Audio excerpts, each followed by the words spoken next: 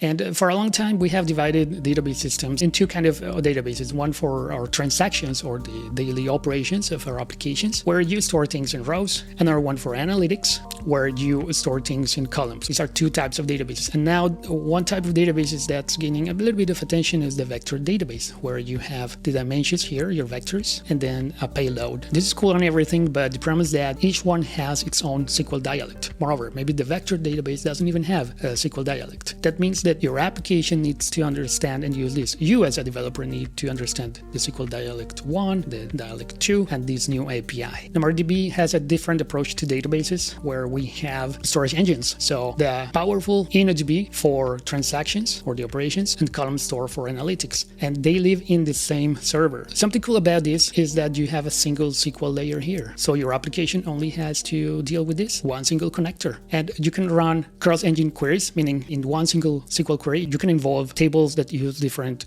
storage engines. That's a pretty cool feature in MariaDB. On the vector side, well, you can just store them in some column in this table, for example, and there's a data type for that called vector. So this is a very elegant solution to databases for AI applications where you don't need to introduce a new vector database. MariaDB is a vector database.